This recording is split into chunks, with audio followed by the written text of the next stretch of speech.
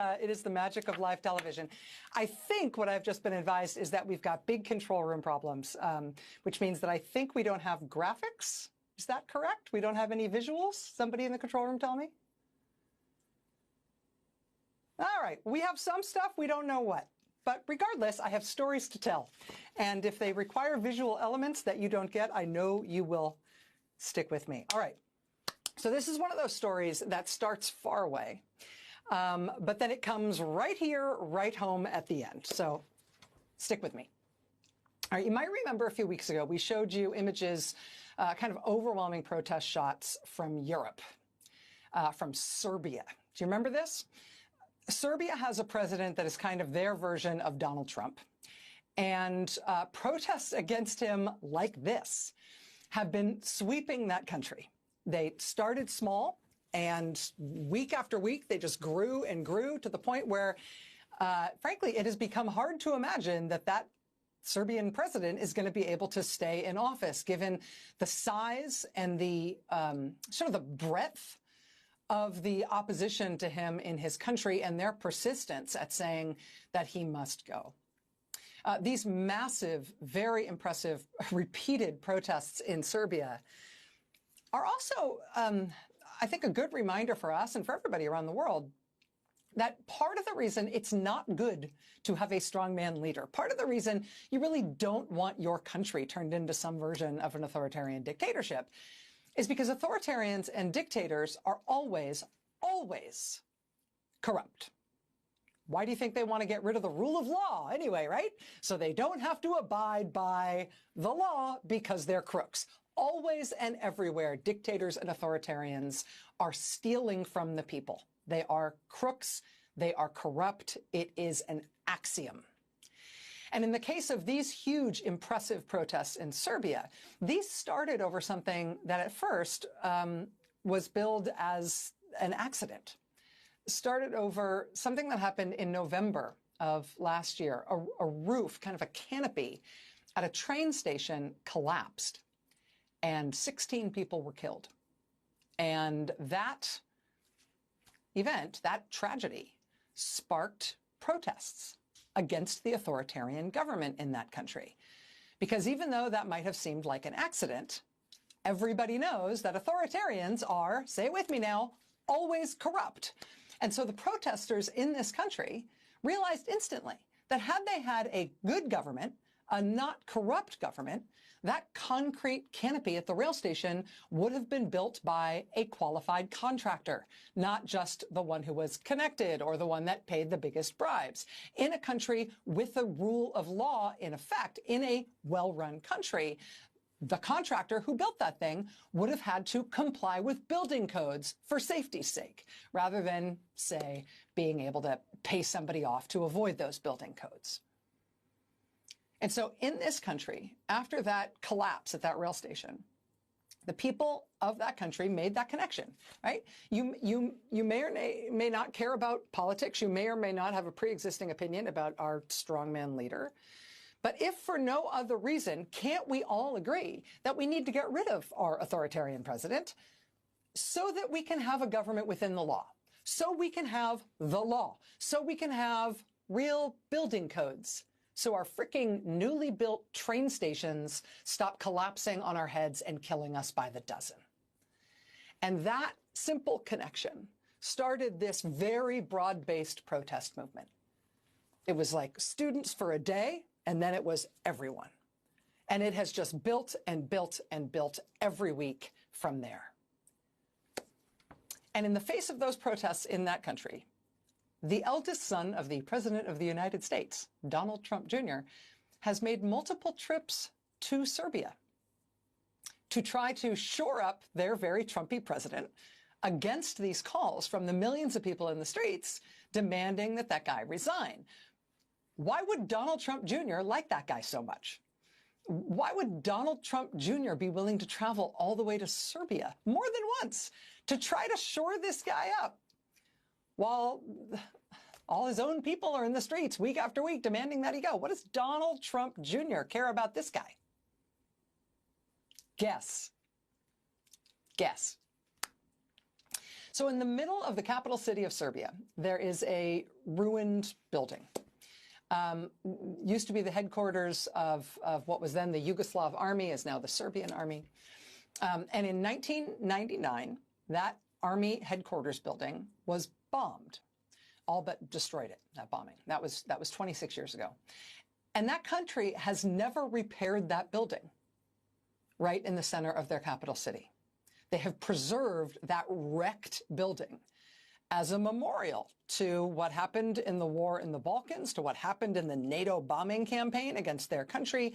That ruined building is preserved officially as a national heritage site, a protected monument in that country. And Donald Trump would like to tear that monument down and build a luxury hotel and apartment tower there, literally on that site. You know, there is a Trump Tower in Istanbul. Istanbul, famously, is right on the Bosphorus Strait. It's right on the border between Europe and Asia. But that is as close as the Trump family has ever gotten to having a Trump Tower in Europe. Their Serbia plan to have the first ever Trump Tower in Europe, their Serbia plan is to tear down the most recognizable national heritage site monument in that entire country and turn it into Trump Tower Belgrade, you know, Trump Tower Serbia or something. It will be a joint operation between the Kushner family and the Trump family. Now, how can they do this, given that it's a national heritage site and protected under law? Well, that's one of those times where it comes in handy that there's no rule of law. Somehow the very Trumpy authoritarian president of that country, somehow he was able to come up with some kind of waiver, some kind of permission slip that said, actually, that site is no longer a protected national heritage site. The president said he got an opinion from a national heritage site expert, which said basically, meh, who cares about that site anyway? Go ahead, tear it down. And they said that expert opinion gave them the legal basis they needed to approve this big project for Donald Trump. And with that expert opinion in hand, with that being the legal basis for getting rid of the National Heritage Site designation, I mean, jackpot, right? Jackpot for some. The Trump and Kushner families thereby get permission to bulldoze the Serbian equivalent of Mount Rushmore in order to build themselves on that site a $500 million luxury development, while the regular people of that country get to be killed by collapsing train stations. A few weeks ago, on the anniversary of the bombing campaign that destroyed that army headquarters in the first place, there was a whole new round of protests in Serbia, specifically against this deal, against that country's president trading away a site of national, cultural, and historical significance for a development deal that personally benefits Donald Trump and his family. But now, guess what has happened? Amid the relentless, just unrelenting, ever-increasing, ever-broadening, totally persistent, creative, totally unafraid pressure campaign from that country's citizens who have turned out into the streets again and again and again, this whole mess is all now falling apart. Headline: Trump-Kushner hotel project in Serbia hits snag. Alleged forgery. Forgery? What? Quote, the Trump family's $500 million luxury hotel project in Serbia, slated to be built on the site of a bombed-out defense ministry building, has run into an embarrassing complication. A key document the Serbian government has relied on to deliver this deal was forged, said the leader of the Serbian agency charged with protecting cultural monuments admitted to authorities that he had forged a document allowing the former Yugoslav Ministry of Defense headquarters in Belgrade to be demolished and replaced with the Trump Hotel. Officials said the agency's leader fabricated an expert opinion to justify the government's decision to strip the site of its cultural heritage status. The forged document served as the legal basis for lifting protection from the complex. The official has served as acting director of the Institute for the Protection of Cultural Monuments since June. He now faces criminal charges, of abuse of office and forgery of official documents. Darn that rule of law! If it wasn't for the remaining rule of law and for those meddling kids. Oh. Now maybe there never will be a Trump Tower in Europe. Quote, Mr. Kushner's company said in a statement, quote, "We will review this matter and determine next steps." Womp womp. Sad trombone. Yeah, it's amazing how corruption makes things go so well and so easy and so fast for a second before it all goes to heck, right? Before the people absolutely cotton to what you're doing and they figure out a way to stop it. And as the people of that country keep marching, keep peacefully protesting, it's hard not to believe ultimately that they're going to win. I mean, look at the geniuses they're up against. The great American city of Chicago is so big and so dominant in its influence in its part of the country that the whole area around Chicago for miles and miles is called Chicagoland. I've always loved that. You know, nobody talks about New York land or San Francisco land, right? For all of the swagger of those American cities, only Chicago has enough swagger that its whole region is Chicagoland. It's a very Chicago designation. The city of Aurora, Illinois is, I think fair to say, sort of on the edge of Chicagoland. It's about 30 miles from downtown Chicago. And this weekend, there were 15,000 people who signed up to join hands, to literally line up next to each other to cover that whole 30-mile distance between Chicago and Aurora, Illinois, all to protest President Donald Trump and the actions of the Trump administration. 15,000 people in a single line over 30 miles. They called it Hands Across Chicagoland. This weekend, there were big protests in California against Trump shutting down the Department of Education and against his cuts to education. Big protests simultaneously in San Diego and also in San Francisco and also in Sacramento. Also this weekend, also in California, there was a big, joyous and sort of gleefully foul-mouthed anti-Trump demonstration at the Nixon Library in Yorba Linda, California. I say foul-mouthed, it was mildly foul-mouthed. They held signs like, way worse than the last, nickname for Richard in the White House. Also this one. Dive into the magical world of Edwina's Bedtime Adventures by Ariel Williams. Join Edwina, the little hippo with a big imagination, as she drifts off to sleep and embarks on whimsical bedtime journeys.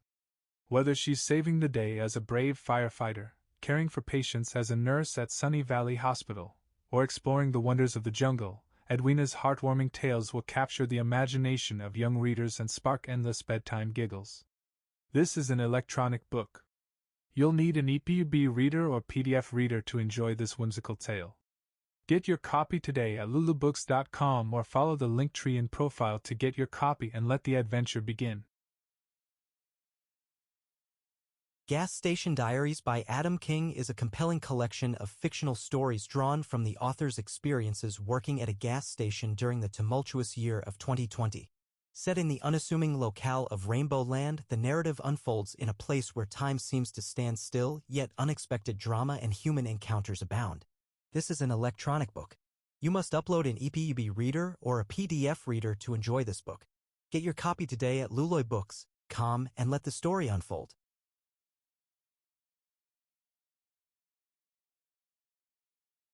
The Baker and the Handyman's Sweet Connection. In a quaint village nestled in a picturesque valley, there stood a small house in the shape of a mushroom. This whimsical home belonged to a young boy named Jamie, barely out of high school, who had a passion for baking.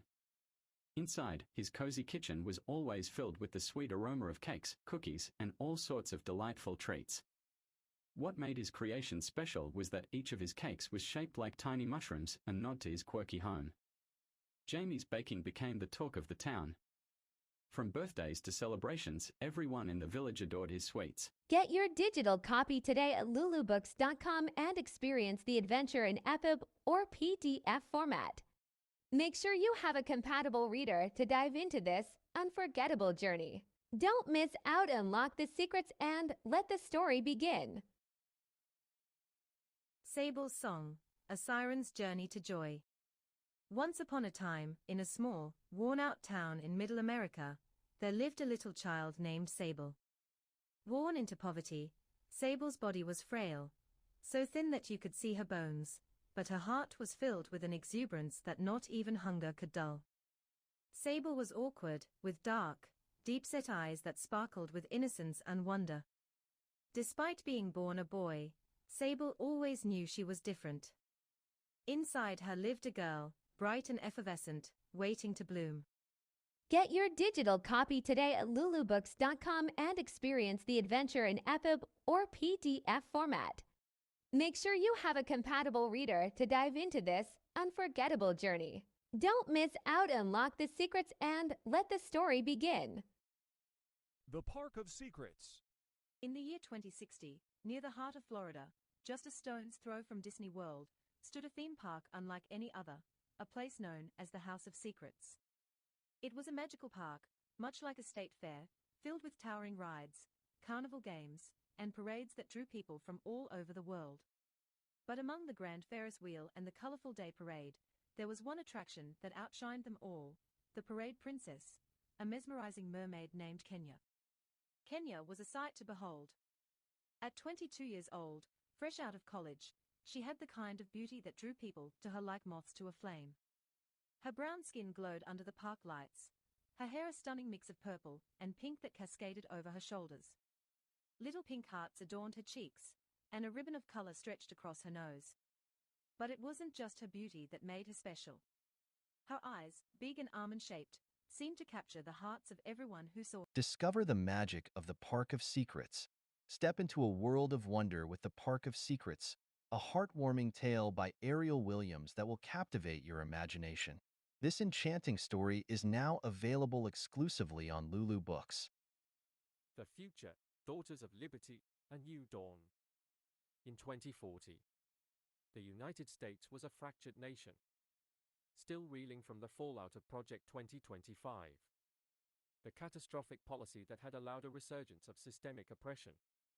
The Deep South had seceded once more, forming the antebellum republic, where human trafficking, racial inequality, and gender oppression became tragically normalized.